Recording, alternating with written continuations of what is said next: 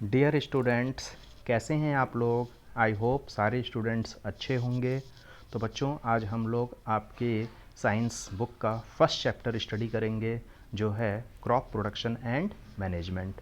तो इस चैप्टर में बच्चों, जैसा कि आप लोगों को चैप्टर का नाम ही से पता चल रहा है कि हम लोग को इसमें स्टडी करना है क्रॉप के प्रोडक्शन के बारे में। क्रॉप का मतलब क्या होता है बच्चों? फसल। और प्रोडक्शन का मतलब क्या होता है? उसको किस तरह से प्रोड्यूस किया जाता है। ठीक है। तो फसल को किस तरह से पैदा किया जाता है, एंड मैनेजमेंट। फसल जब हमारी पैदा हो जाती है तो मैनेजमेंट के अंदर आता है कि हम लोग उसकी देखभाल किस तरह से करते हैं। मैनेजमेंट के अंदर बहुत सारी चीज़ें आएंगी, जैसे हमारी फसल जो पैदा हो गई है, ठीक है, रेडी हो चुकी है, उसको हम किस तरह से सड़ने से बचाएं। हमारी जो फसल है इसको हम किस तरह से डिस्ट्रीब्यूट करें कि हर एक लोगों के पास प्रॉपर तरीके से ये आपका क्रॉप जो फसल है ये पहुंच सके, लोगों को खाना मिल सके और उनका पेट भर सके। ठीक है।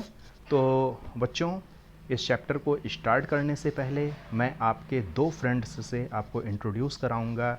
एक हैं आपके बूझो और दूसरी हैं ये मिस पहेली। ठीक है। तो ये पहेली मैडम हैं और ये आपके बूझो हैं। तो बूझो और पहेली की बहुत सारी गॉसिप्स होती हैं, आपस में इनके क्वेश्चंस होते हैं। ठीक है। और उसके ये आंसर्स भी देते हैं। तो चलिए इस चैप्टर को स्टार्ट करते हैं। तो जैसा कि बच्चों यहाँ पे आप लोग देख रहे हो कि Paheli and Boojho went to their uncle's house during the summer vacation. ये जो पहेली और बूझो हैं ये दोनों अपने अंकल के घर गए। कब गए बच्चों? अपनी गर्मियों की छुट्टी में। ठीक है। तो पहेली और बूझो जो है गर्मी की छुट्टियों में अपने चाचा जी के घर पे गए। ठीक है। Their uncle is a farmer. इनके अंकल क्या हैं? एक किसान हैं। ठीक है। इनके चाचा जी क्या हैं? किसान हैं, वो खेती करते हैं। One day they saw some tools like khurpi, sickle, shovel, plough etcetera in the field. तो एक दिन पहेली और बूझो ने कुछ टूल्स देखा खेत में। ठीक है। वो टूल्स क्या थे? खुरपी था, ठीक है, सिकल, शॉवेल, प्लाव एट्सेट्रा। तो खुरपी आप सब लोग जानते हो, सिकल हसिया को बोलते हैं। शॉवेल क्या होता है? एक ऐसा टूल्स होता है जिससे मिट्टी और बालू आप लोग देखते हो ट्रैक्टरों पे लोड कराया जाता है। ठीक है। तो वो कुछ उस तरह का टूल्स होता है। प्लाव खेत जोतने के लिए यूज किया जाता है। तो ये सारे टूल्स जो है पहेली और बूझो ने खेत में देखा। तो फिर से देखो, ये बूझो हैं, बूझो के दिमाग में कुछ बातें आई। तो बूझो क्या कहता है? I want to know where and how we use these tools. तो बूझो कहता है कि ये जो टूल्स हैं, जो खुरपी है, सिकल है, शॉवेल है, इसको हम लोग कहाँ पे यूज करते हैं और किस तरह से यूज करते हैं। ठीक है। ये बूझो के दिमाग में क्वेश्चन आया। अब देखिए आगे क्या लिखा है। You have learn that all living organisms required food. कि जैसा आप सब लोग जानते हो कि जितने भी लिविंग ऑर्गेनिजम्स हैं सबको ज़िंदा रहने के लिए खाने की ज़रूरत पड़ती है। Plants can make their food themselves. और आपने ये भी पढ़ा हुआ है कि ये जो प्लांट्स होते हैं, प्लांट्स अपना खाना खुद से बनाते हैं। Can you recall how green plants synthesise their own food. क्या आप लोगों को पता है कि ये ग्रीन प्लांट्स किस तरह से अपने खाना को बनाते हैं? तो बच्चों, आप लोगों ने अपने पिछली क्लासेस में भी स्टडी किया होगा कि जो प्लांट्स होते हैं ये लोग अपना खाना बनाते हैं, और वो जो प्रोसेस होता है उस प्रोसेस को क्या बोलते हैं? फोटोसिंथेसिस। ठीक है। अब देखिए आगे क्या लिखा है। Animals including humans can not make their own food. तो बच्चों, ये जो एनिमल्स हैं और जो हम लोग हैं, ह्यूमन बीइंग्स और ये जो एनिमल्स हैं, हम लोग अपना खाना खुद से नहीं बनाते हैं। ठीक है। So where do animals get their food from. तो ये जो एनिमल्स हैं और ये जो हम ह्यूमन बीइंग्स हैं, हम लोगों को अपना खाना कहाँ से मिलता है? ठीक है। ये क्वेश्चन पूछा जा रहा है। तो कह रहा है इस क्वेश्चन का आंसर जानने से पहले तो ये जानना ज़रूरी है, but first of all why do we have to eat food. कि हम सभी लोगों को खाने की ज़रूरत क्यों पड़ती है। ठीक है। तो आप सब लोग जानते हो बच्चों, जब आप खाना खाओगे तभी आपकी बॉडी को क्या मिलेगी? एनर्जी मिलेगी।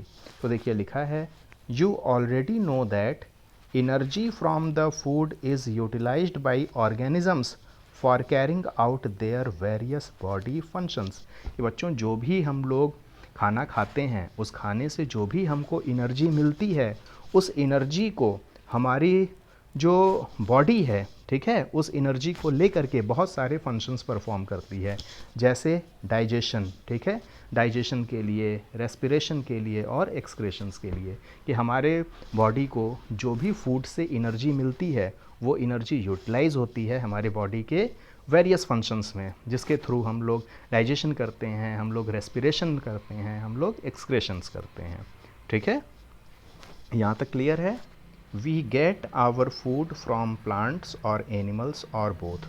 तो बच्चों, जैसा कि ऊपर आपसे क्वेश्चंस पूछा गया था कि हम ह्यूमन बीइंग्स को अपना खाना कहाँ से मिलता है जब हम लोग अपना खाना खुद से नहीं बनाते, तो इसका आंसर क्या है बच्चों, हम ह्यूमन बीइंग्स डिपेंडेंट होते हैं किस पे, प्लांट्स पे, ठीक है, और एनिमल्स पे। कुछ ह्यूमन बीइंग्स होते हैं वो वेजिटेरियन होते हैं, तो जो वेजिटेरियन होते हैं वो प्लांट्स को फीड करते हैं, और जो नॉन वेजिटेरियन होते हैं वो दोनों फीड कर सकते हैं, ठीक है। तो उनको अपना फूड जो है प्लांट से भी मिलता है और एनिमल से भी मिलता है, ठीक है बच्चों, यहाँ तक क्लियर है। चलिए नेक्स्ट आगे कंटिन्यू करते हैं। फिर से देखो, ये बूझो कि कुछ बातें आ गई, इसके दिमाग में फिर एक क्वेश्चन आया, since we all need food. तो बूझो कह रहा है कि जैसा कि अभी हम लोगों ने देखा कि हर एक ह्यूमन बॉडी को क्या होता है बच्चों, खाने की ज़रूरत पड़ती है। How can we provide food to a large number of people in our country. तो ये क्या कह रहा है कि जब हर एक मेंबर को खाने की ज़रूरत पड़ती है तो हमारे इंडिया की तो पॉपुलेशन बहुत ज़्यादा है, तो हम हर एक मेंबर के पास, हर एक ह्यूमन बीइंग्स के पास अपने फूड को, ठीक है, खाने को किस तरह से पहुंचाएं कि लोगों तक खाना पहुंच सके। तो देखिए आगे क्या है। तो इसमें पहली बूझो के क्वेश्चंस का आंसर क्या देती है, food has to be produced on a large scale. अगर हम लोगों को अपने कंट्री में हर एक लोगों के पास खाना पहुंचाना है, कि हर एक मेंबर को खाना मिले, तो हम लोगों को जो भी फूड है, फूड का प्रोडक्शन करना पड़ेगा, और वो भी लार्ज स्केल पे करना पड़ेगा, ठीक है। बहुत ज़्यादा हम लोगों को अपने फूड को प्रिपेयर करना पड़ेगा जिससे कि हर एक मेंबर को खाना मिल सके, ठीक है। In order to provide food for a large population. अब हमारे कंट्री की पॉपुलेशन बहुत ज़्यादा है, ठीक है, हर एक मेंबर के पास हमें खाना को पहुंचाना है, तो उसके लिए क्या करना पड़ेगा, रेगुलर प्रोडक्शन, ठीक है। जो भी हमारी फसल है, जो भी हमारी क्रॉप है, उसका हमें रेगुलर प्रोडक्शन करना पड़ेगा, उसका प्रॉपर मैनेजमेंट करना पड़ेगा।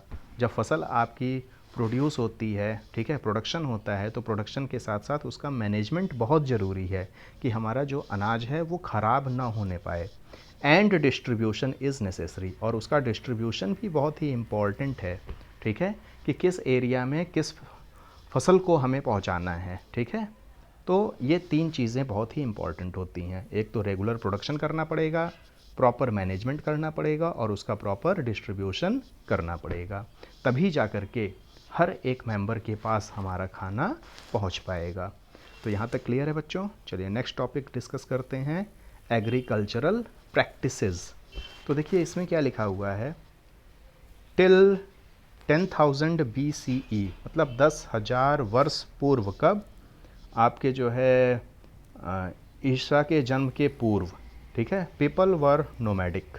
तो जो वहाँ के लोग थे वो क्या थे बच्चों, नोमैडिक थे। नोमैडिक का मतलब क्या होता है, घुमंतु। घुमंतु मतलब खाने के लिए वो एक जगह से दूसरे जगह भटकते थे। They were wandering in groups from place to place in search of food and shelter. तो ये लोग क्या करते थे कि ग्रुप में, ठीक है, एक जगह से दूसरे जगह ये घूमते रहते थे, ठीक है। घूमते क्यों रहते थे, खाने की खोज में, और शेल्टर मतलब कहीं इनको कुछ खाना मिल जाए और रहने के लिए, छुपने के लिए थोड़ी सी इनको जगह मिल जाए, ठीक है। They ate raw fruits and vegetables. तो ये करते क्या थे, घूमते रहते थे, और जो भी इनको फ्रूट्स, कच्चे फ्रूट्स मिल गए, पके हुए फ्रूट्स मिल गए, कुछ वेजिटेबल्स मिल गए, ठीक है, तो ये उसको जो है खाते थे। And started hunting animals for food, और ये एनिमल्स का शिकार भी करते थे, ठीक है। जैसा कि आप लोग देखते हो कि जो रोड पे आपके जो आवारा कुत्ते होते हैं, जो ऐसे ही छोड़ दिए जाते हैं, या कोई मंकी है, या और भी जो एनिमल्स हैं, ये घूमते फिरते रहते हैं, किसकी तलाश में? खाने की तलाश में। और जब बारिश होती है तो ये कोई जगह ढूंढते हैं जहाँ इनको रुकने के लिए थोड़ी सी जगह मिल सके। तो उसी तरह से 10,000 वर्ष पूर्व ईसा के जन्म से जो लोग होते थे वो नोमैडिक होते थे, घुमा फिरा करते थे खाने की तलाश में और अपने घर में थोड़ा सा उनको कहीं रखने के लिए, छुपने के लिए जगह मिल सके। तो फिर उसके बाद क्या हुआ बच्चों? Later they could cultivate land. फिर बाद में ये ज़्यादा समय तक नहीं चला, ठीक है। फिर उन लोगों ने खेती करना स्टार्ट कर दिया, ठीक है।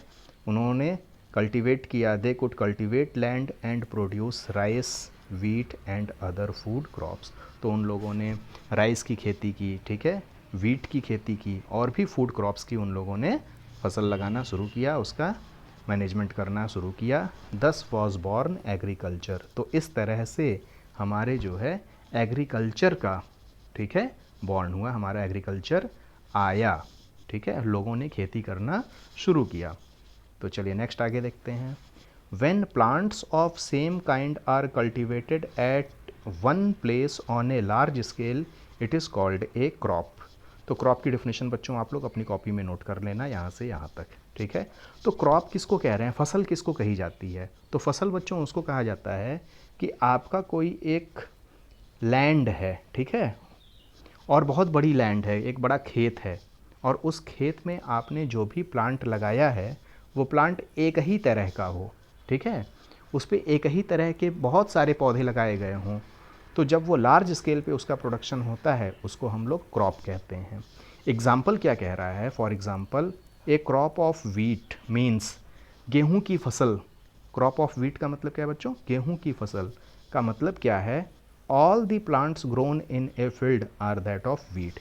कि आपका जो खेत है उस खेत में जितने भी पौधे लगे हुए हैं वो सब किसके लगे हुए हैं? वीट के हैं, गेहूं के हैं, ठीक है। तो क्रॉप की डेफिनेशन समझ में आ गई। हमारे पास कोई खेत है, उस खेत में सेम ही काइंड के आपके प्लांट हों और लार्ज स्केल पे हों, ठीक है, एक दो पौधे ना हों, लार्ज स्केल पे हों, तो उसको हम लोग क्रॉप कहते हैं। You already know that crops are of different types. आप लोगों को पता है बच्चों फसल बहुत तरह की होती है। सीरियल्स होती है, ठीक है, लाइक सीरियल्स हो गए, वेजिटेबल्स हो गए एंड फ्रूट्स हो गए। कुछ लोग होते हैं वो सीरियल्स की खेती करते हैं। सीरियल्स में बच्चों आपके वीट आ गया, राइस आ गया, पल्सेस आ गई, तो ये सब आपके सीरियल्स वाले हो गए। वो वेजिटेबल्स की खेती करते हैं और कुछ लोग फ्रूट्स की खेती करते हैं। These can be classified on the basis of the season in which they grown। और इसकी जो फसल की खेती की जाती है बच्चों, जो भी आपके जैसे सीरियल्स की खेती हो गई, वेजिटेबल्स की हो गई, और ये जो फ्रूट्स की खेती होती है ये सब सीज़न को देख कर के की जाती है। आप लोग देखते हो कि गर्मियों में जो सब्जियां आती हैं वो कुछ और तरह की आती हैं, ठंडियों में जो सब्जियां आती हैं वो कुछ और तरह की आती हैं, ठीक है।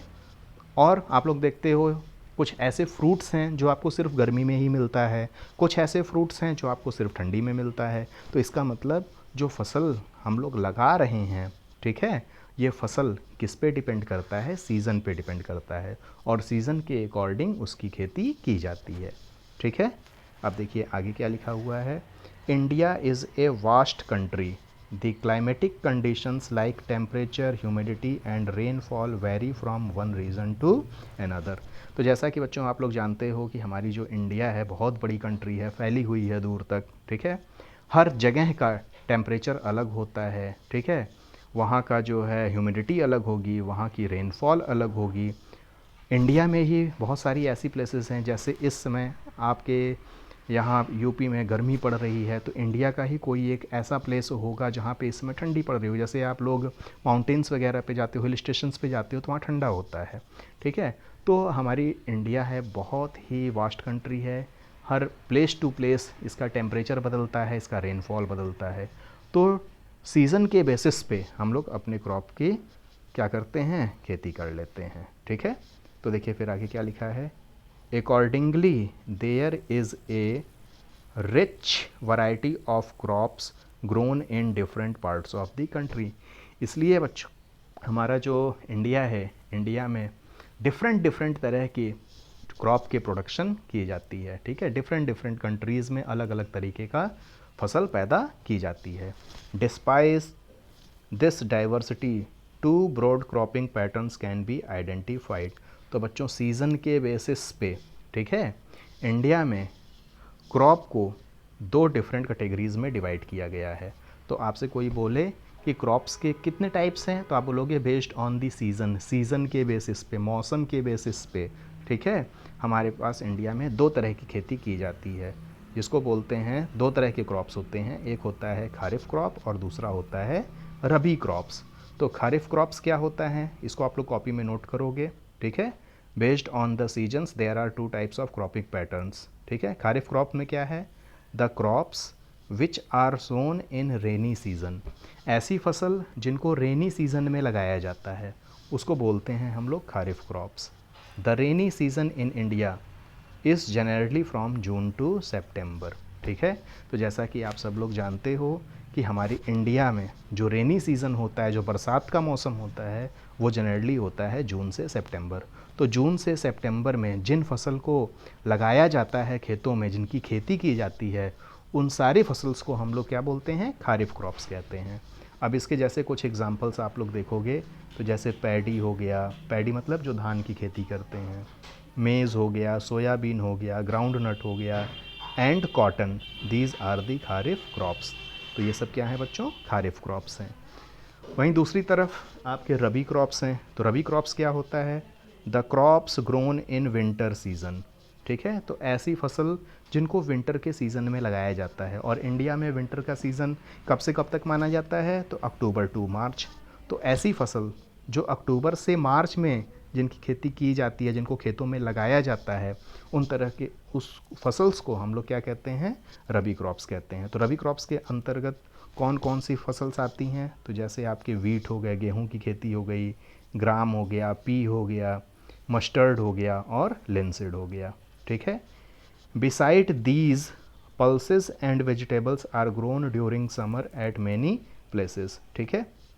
तो कह रहा है कि बच्चों ये जो आपके खेती हैं, इन सब के अलावा भी बहुत जगह आप देखते हो कि पल्स की खेती की जाती है, दालों की खेती की जाती है, वेजिटेबल्स की खेती की जाती है, ठीक है, during summer at many places. जैसा कि पहले भी डिस्कस हमने कर लिया कि गर्मी के मौसम में अलग तरह के जो है वेजिटेबल्स को ग्रो किया जाता है, और ठंडी के मौसम में अलग तरह के वेजिटेबल्स को ग्रो किया जाता है, ठीक है बच्चों। तो हम लोग आज की लेक्चर को यहीं पे फिनिश करेंगे, और जो इस चैप्टर का नेक्स्ट टॉपिक है उसको हम लोग अपने दूसरे लेक्चर में कवर अप करेंगे। So have a good day students.